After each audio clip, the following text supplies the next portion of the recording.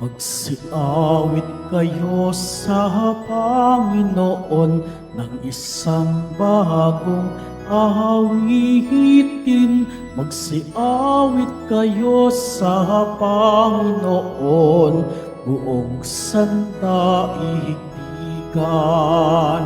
Awitan ang Panginoon at purihin ang kaniyang ngalan, ipahayag ang kanyang pagliligtas sa lahat ng panahon. Magsiawit kayo sa Panginoon ng isang bagong awitin. Magsiawit kayo sa Panginoon, buong sandaigdigan.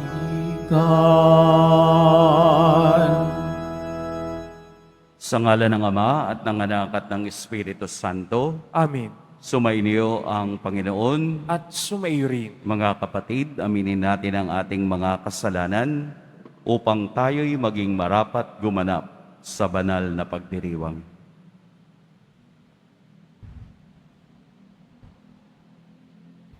Tayo pong lahat, inaamin ko sa makapangyarihang Diyos At sa inyo mga kapatid, na lubha akong nagkasala sa isip, sa salita, sa gawa, at sa aking pagkukulang. Kaya isinasamo ko sa mahal na Birheng Maria, sa lahat ng mga anghel at mga banal, at sa inyo mga kapatid, na ako'y ipanalangin sa Panginoong ating Diyos. Kaawaan tayo ng makapangyarihang Diyos, patawarin tayo sa ating mga kasalanan at patnubayan tayo sa buhay na walang hanggan. Amen. Panginoon, kaawaan mo kami. Panginoon, kaawaan mo kami. Kristo, kaawaan mo kami. Kristo, kaawaan mo kami. Panginoon, kaawaan mo kami. Panginoon, kaawaan mo kami. Ginugunita natin si Santo Tomas de Aquino, pari at pantas ng simbahan. Manalangin tayo. Ama naming makapangyarihan, ginawa mong maging katangi-tangi si Santo Tomas sa pagiging uliran sa kabanalan at pagiging mahusay sa banal na karunungan.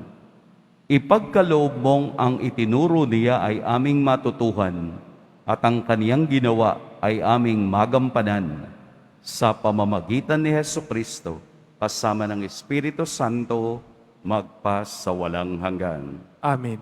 Magsiupo muna ang lahat. Pagbasa mula sa sulat sa mga Hebreo. Mga kapatid, ang kautusan ay malabong anino lamang at hindi ganap na larawan ng mabubuting bagay na darating. Hindi ito nagpapabanal sa lumalapit sa Diyos sa pamamagitan ng mga ahaing inihahandog taon-taon.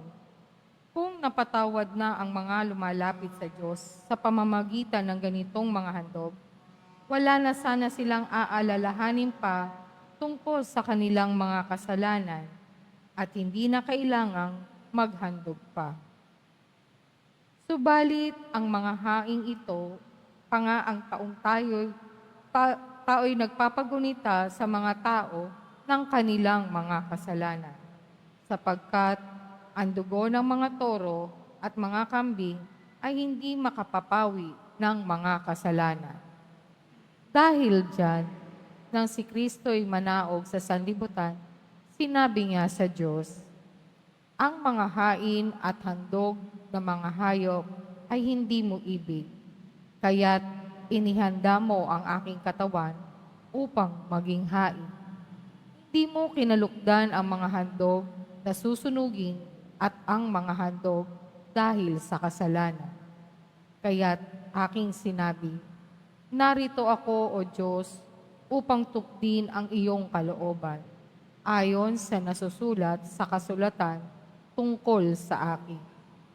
Sinabi mo na niya, hindi mo inibig o kinalukdan ang mga hain at handog na mga hayop, mga handog na susunugin at mga handog dahil sa kasalanan. Bagamat ito'y inihahandog ayon sa kautusan. Saka niya sinabi, narito ako upang tupdin ang iyong kalooban. Inalis ng Diyos ang unang handog at pinalitan ng handog ni Kristo. At dahil sa kanyang pagsunod sa kalooban ng Diyos, nilinis tayo ni Hesukristo sa ating mga kasalanan sa pamamagitan ng misang paghahandog ng kanyang sarili at iyo'y sapat na. Ang salita ng Diyos. Salamat sa Diyos. Handa akong naririto upang sundin ang loob mo. Handa akong naririto upang sundin ang loob mo. Ako ay naghintay sa aking Panginoon at dininig niya ang aking pagtagboy. Tinuruan niya ako pagkatapos ng bagong awiting pampuri sa Diyos. Handa akong naririto upang sundin ang loob mo. Ang mga paghahandog, pati mga hain at mga hayop sa handa, sunugin. Hindi mo na ibig sa dambana dalhin upang yaong salay iyong patawarin. Sa halip, ang iyong kaloob sa akin ay ang pandinig ko upang ika'y dinggin. Handa akong naririto upang sundin ang loob mo. Ang pagliligtas mo'y aking inihayag. Sa mang pagtipon ang iyong mga anak, di ako titigil sa pagpapahayag. Handa akong naririto upang sundin ang loob mo. Ang pagliligtas mo'y ipinagsasabi, di ko inilihim sa aking sarili. Pati pagtulong mo at pag-ibig na tapat sa mga lingkod mo'y isinisiwalat. Handa akong naririto upang sundin ang loob mo. Magsitayo po ang lahat.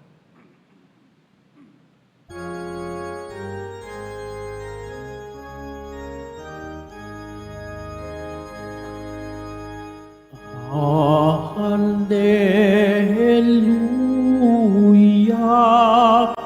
Hallelujah,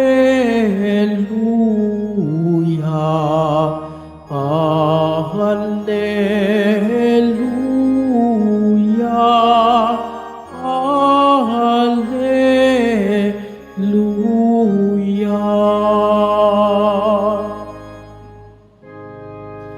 Papuri sa Diyos Ama, pagkat ipinahayag niya, hari siya ng mga aba. Hallelujah,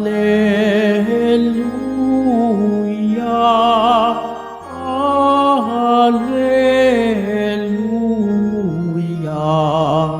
Hallelujah, Hallelujah.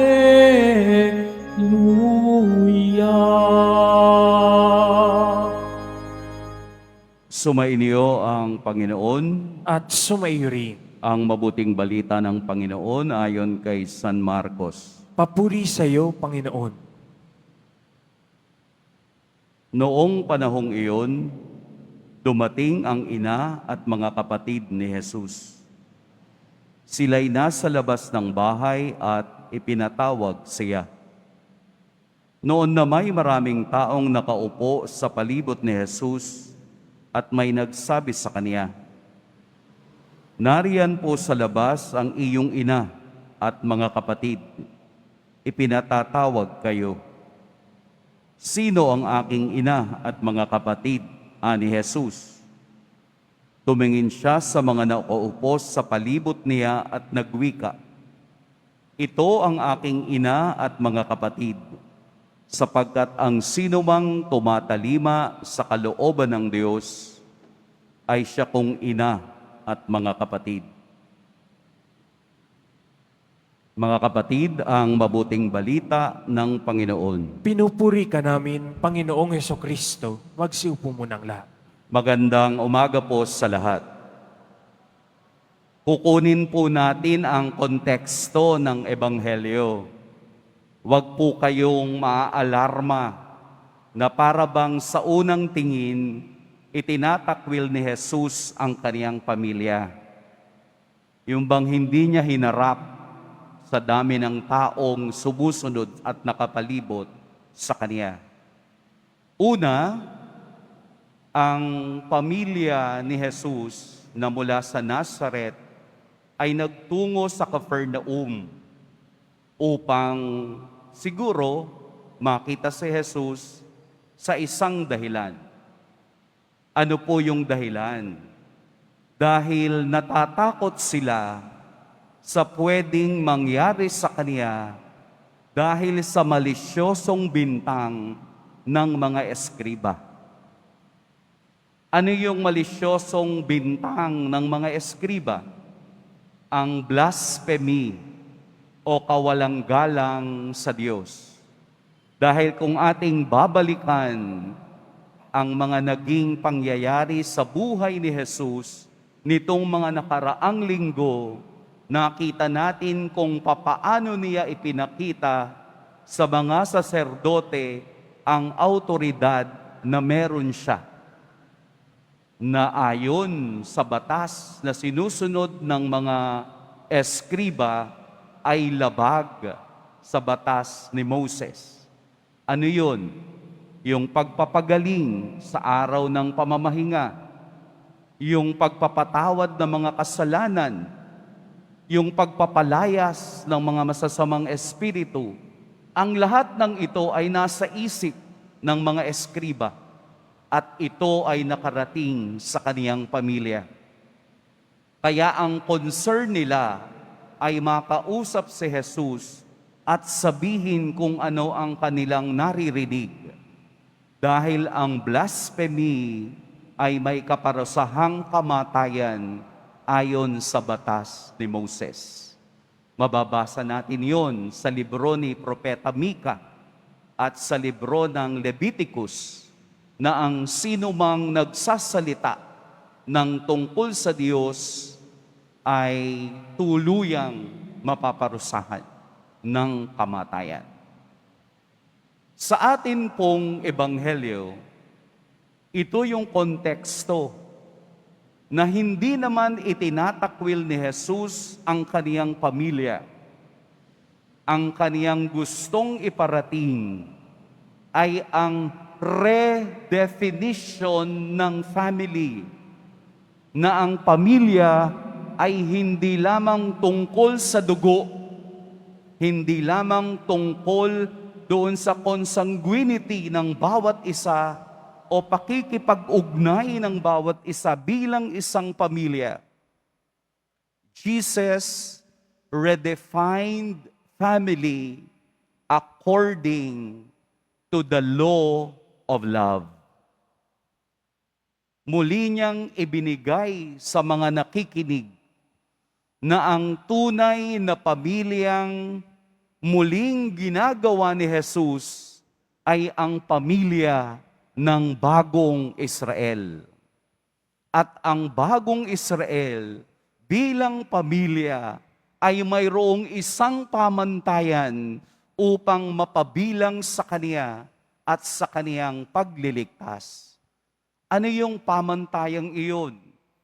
Ang pagsunod o pagtalima sa kalooban ng Diyos. Obedience to the will of the Father. Reflecting on the gospel, nakita nating ang pamilyang ito, lalo na si Maria, ang kauna-unahang tumalima sa kalooban ng Diyos. Ang kaniyang pagsagot sa imbitasyon ng Anghel Gabriel na maging ina ni Jesus, ina ng kataas-taasan, ay pagtalima sa kalooban ng Diyos. Tayo rin po sa ating panahon at pagkakataon ay magiging miyembro lamang ng bagong pamilyang ginagawa ni Jesus kung tayo'y tumatalima sa kalooban ng Diyos. Tayo ay nagiging ina. Tayo ay nagiging kapatid. Tayo ay nagiging kasama ni Jesus. Kung katulad niya, tayo rin ay tumatalima sa kalooban ng Diyos. Yung bang walang paglalaban ng iyong damdamin sa iyong pananampalataya. Dahil alam mo na sumasampalataya ka at ang pananampalatayang ito ay palaging nakaugat sa rason. There is faith and reason na magkasama upang maunawaan mo ang tunay na kagustuhan ng Diyos sa iyo. Wala po tayong blind obedience sa simbahan. Tayo ay sumusunod at sumasampalataya dahil meron tayong rason bakit natin ito ginagawa. Na ang rason na iyon ay nakaugat sa pananampalataya at ang pananampalataya mo ay nakaugat din sa rason na magpapaliwanag kung bakit tayo'y sumasampalataya sa Diyos. Ito po ang inaral, ito ang ibinigay ni Santo Tomas de Aquino sa ating lahat. Na hindi ka lamang isang taong hindi nag-iisip, na sumusunod din sa bulag upang ikaw ay maligaw din ng kaparehong bulag. Tayo ay sumusunod dahil tayo'y nag-aaral sa kalooban ng Diyos. Sinasaliksik natin ang kalooban ng Diyos upang maunawaan natin kung bakit tayo patuloy na naniniwala sa Diyos. Walang human intelligence na makakapag-fulfill o makakapuno sa kaisipan ng Diyos.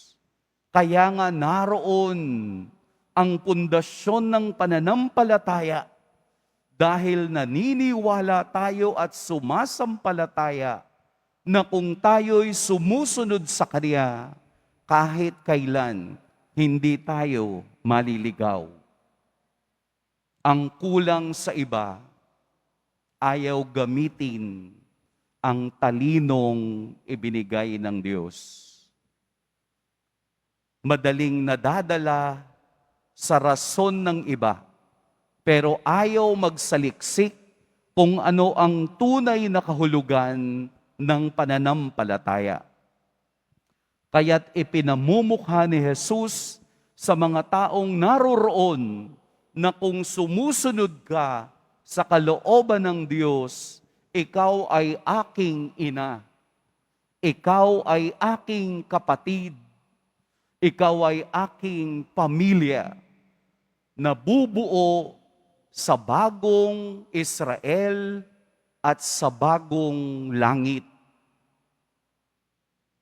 Kaya nga po nawawala na ang luma at napapalitan ng bago kay Kristo.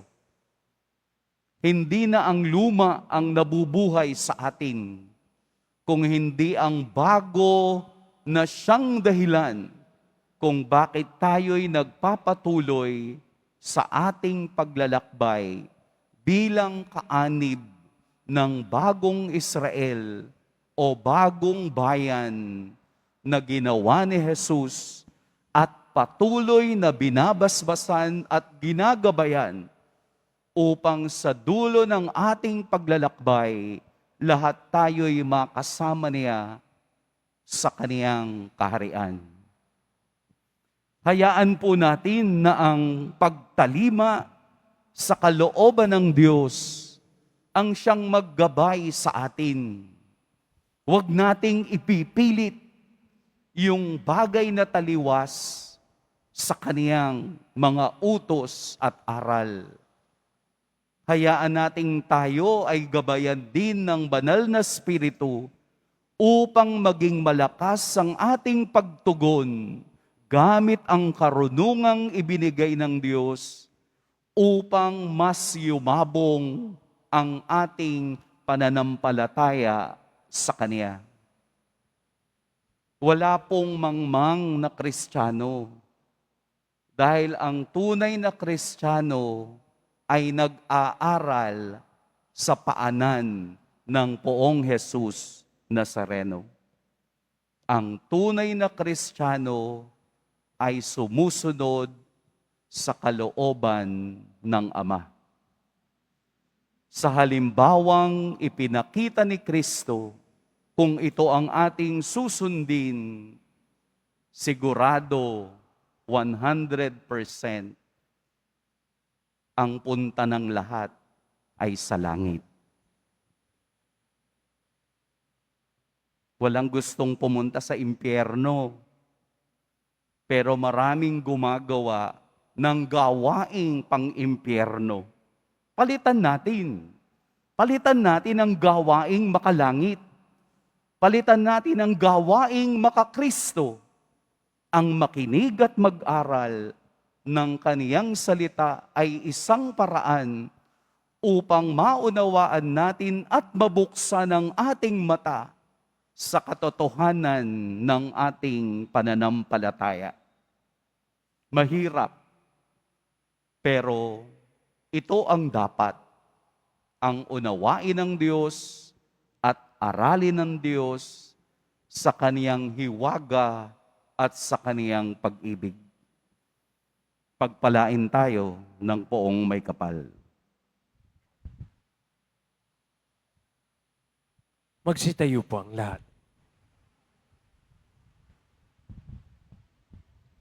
Minamahal kong mga kapatid, ang mensahe ng kaligtasan ni Jesus at ng kaniyang buhay, ang ating pamantayan ng paghahanap sa kalooban ng Diyos.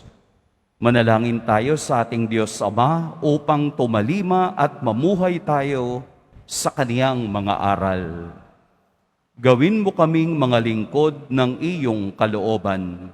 Gawin mo kaming mga lingkod ng iyong kalooban. Ang simbahan naway mamuhay sa diwa ng Ebanghelyo at laging hanapin ang kalooban ng Diyos. Manalangin tayo. Gawin mo kaming mga lingkod ng iyong kalooban. Ang ating pananampalataya naway mapalalim natin sa pamamagitan ng ating paglilingkod sa mga dukha, may kapansanan at mga mahihina. Manalangin tayo. Gawin mo kaming mga lingkod ng iyong kalooban. Tayong lahat naway maging mga tunay na miyembro ng pamilya ng Diyos sa pagiging tapat sa kalooban ng Amang nasa langit. Manalangin tayo. Gawin mo kaming mga lingkod ng iyong kalooban. Ang salita ng Diyos naway gawin nating buhay sa pamamagitan ng pagsasabuhay nito sa lahat ng pagkakataon. Manalangin tayo. Gawin mo kaming mga lingkod ng iyong kalooban. Ang mga namatay naway makatanggap ng walang hanggang liwanag at walang hanggang kapahingahan. Manalangin tayo. Gawin mo kaming mga lingkod ng iyong kalooban.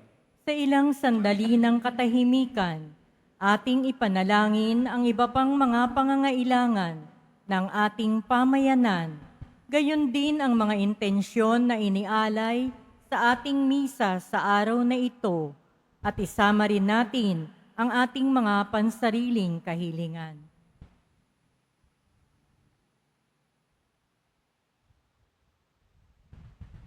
Manalangin tayo. Gawin mo kaming mga lingkod ng iyong kalooban. Panginoon, gawin mo kaming karapat-dapat na maging bahagi ng iyong pamilya sa pamamagitan ng aming buhay pananampalataya na ipinahayag ng aming mabubuting gawain. Hinihiling namin ito sa pamamagitan ni Kristong aming Panginoon. Amen. Magsiupo muna ang lahat.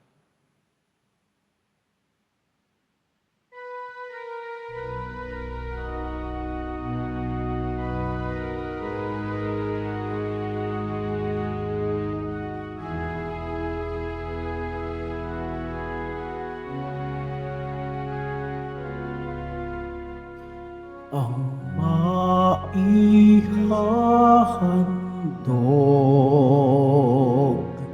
sa'yo, Panginoon, ay tinapay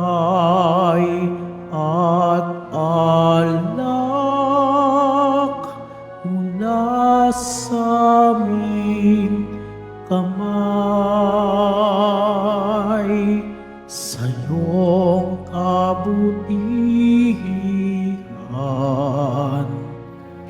Aming iaalay ang tinapay at alak sa gisag ng aming buhay.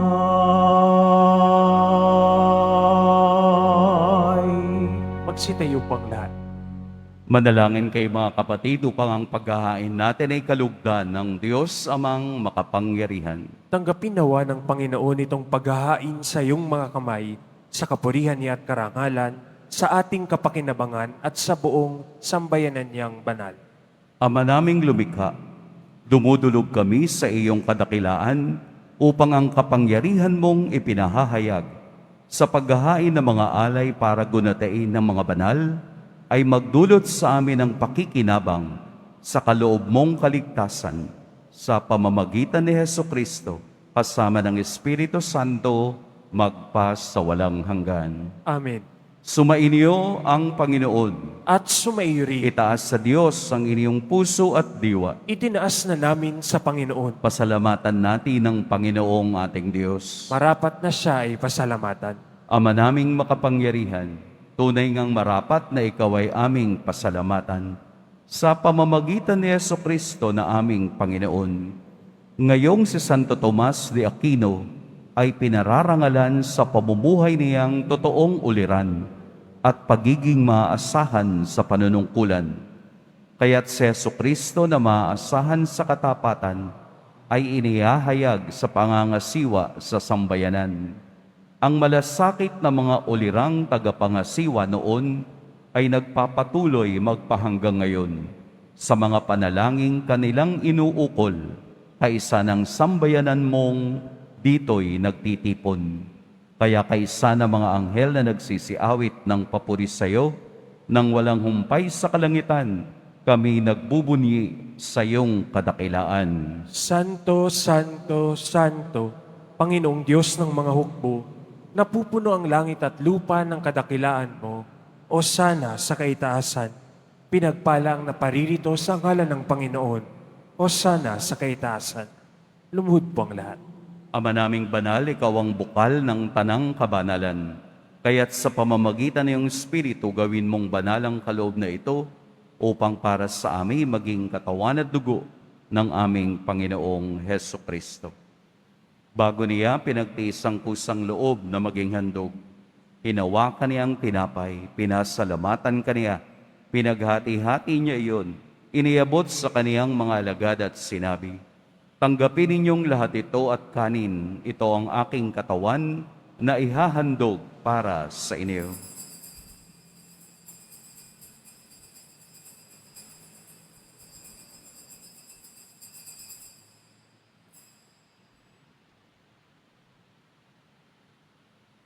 Gayun din naman, noong matapos ang hapunan, hinawakan niya ang kalis, muli kaniyang pinasalamatan, inabot niya ang kalis sa kaniyang mga alagad at sinabi, "Tanggapin ninyong lahat ito at inumin, ito ang kalis ng aking dugo, ng bago at walang hanggang tipan, ang aking dugo na ibubuhos para sa inyo at para sa lahat, sa kapagpapatawad ng mga kasalanan. Gawin ninyo ito sa pag-alala sa akin."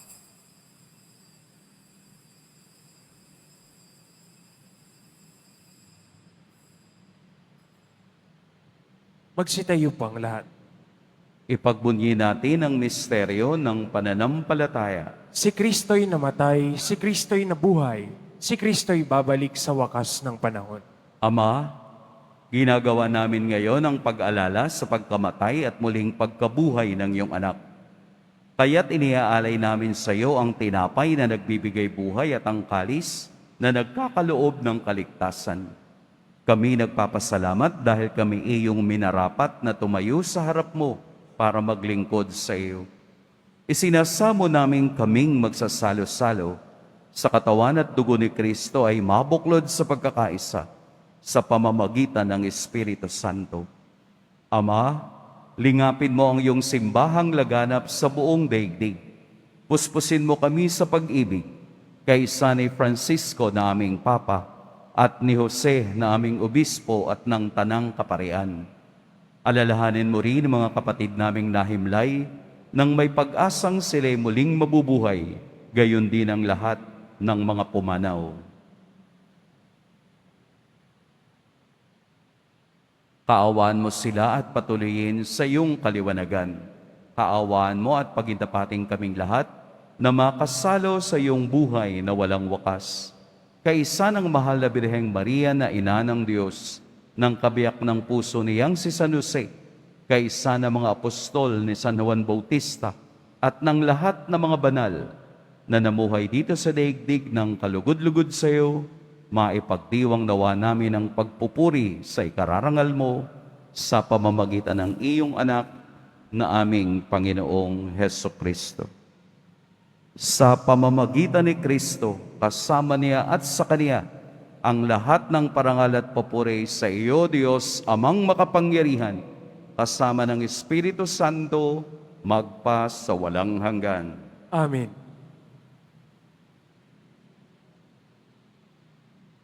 Sa tagubilin ng nakagagaling na utos at sa turo ni Jesus na Panginoon natin at Diyos, ipahayag natin ng lakas loob. Ama namin, Sumasalangit ka, sambahin ang ngalan mo, mapasa amin ang kaharian mo, sundin ang loob mo dito sa lupa para ng sa langit. Bigyan mo kami ngayon ng aming kakanin sa araw-araw at patawarin mo kami sa aming mga sala para ng pagpapatawad namin sa nagkakasala sa amin at huwag mo kaming ipahintulot sa tukso at iadya mo kami sa lahat ng masama.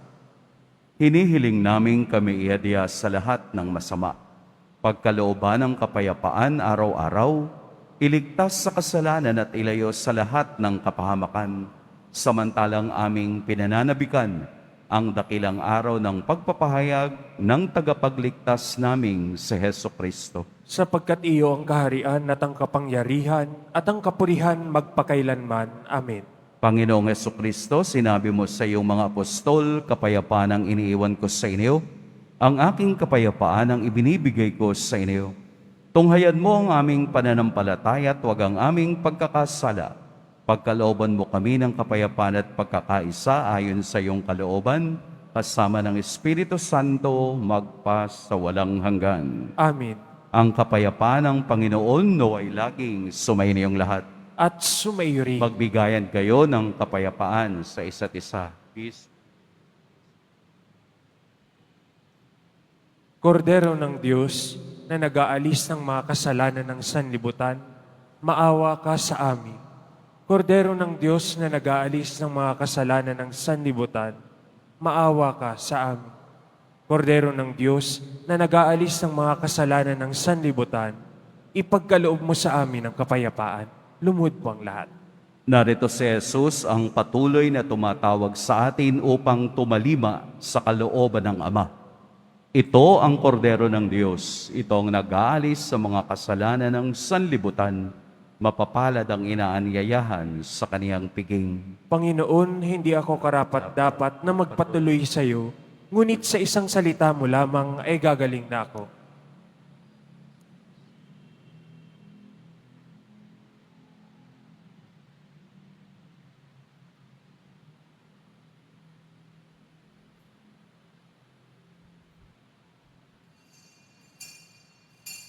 Para sa lahat ng tatanggap ng banal na komunyon, sasagot po tayo ng amin pagkasabi ng pari o ng lay minister ng katawan ni Kristo at isubo agad sa bibig bago umalis sa harapan ng pari o lay minister.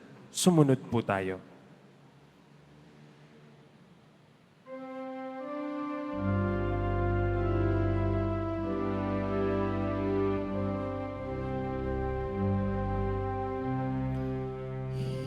Then God, devoutly I adore you, truly present underneath these veils. All my heart subdues itself before you, since it all all before you fades and fails. Though I look not on your wounds like Thomas, you, my Lord, and you, my God, I call. Make me more and more believe your promise. Hope in you and love you over all. Hidden God, devoutly I adore you.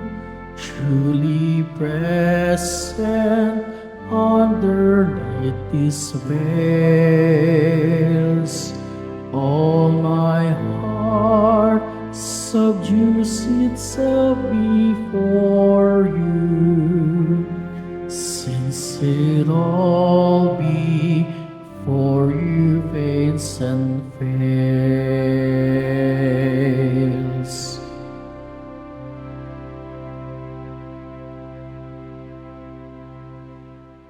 Mga katiboto, mabibili pa rin po sa ating Parish Finance Office ang Nazareno Images, Nazareno Medallion, at ang Nazareno Novena and Prayer Booklet in English or Tagalog. Pagkatapos ng misa, wiwisikan po ang lahat ng banal na tubig. Pinakikiusapan ng lahat na manatili lamang muna sa inyong mga lugar. Tanging sa Quezon Boulevard o sa Plaza San Juan lamang ang labasan ng lahat. Sumunod po tayo. Maraming salamat po sa inyong pagdalo at pagsisimba sa Basilica Menor at Pambansang Dambana ni Jesus Nazareno. Magsitayo po ang lahat. Manalangin tayo.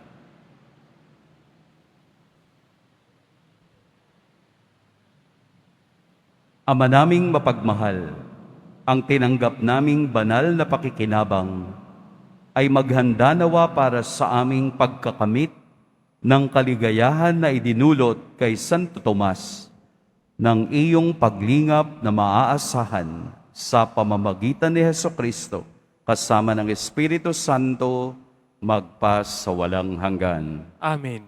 Sumainyo ang Panginoon. At sumairin. Yumuko kayo para sa pagbabasbas.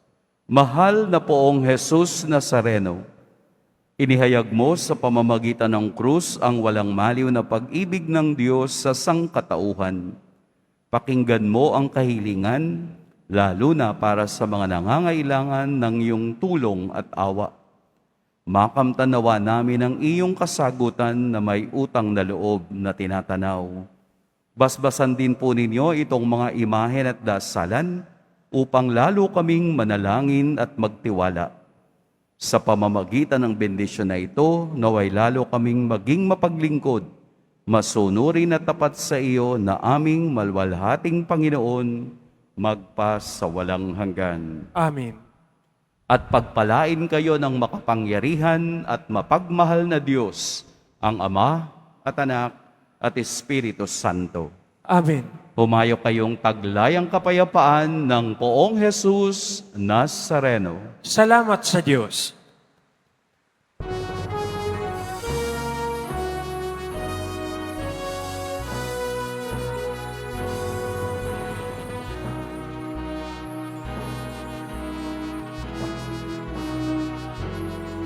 Nasaan ka namin? Pinipintuho ka namin. Aral mo ang aming buhay at kaligtasan. Sa Padre Jesus Nazareno, iligtas mo kami sa kasalanan. Ang krus mong kinamatayan ay sagisag ng aming kaligtasan. Nuestro Padre Jesus Nazareno, dinarangal ka namin. Nuestro Padre Jesus Nazareno, niluluwalhati ka namin. Nuestro Padre Jesus Nazareno, dinarangal ka namin. Nuestro Padre Jesus Nazareno, niluluwalhati ka namin.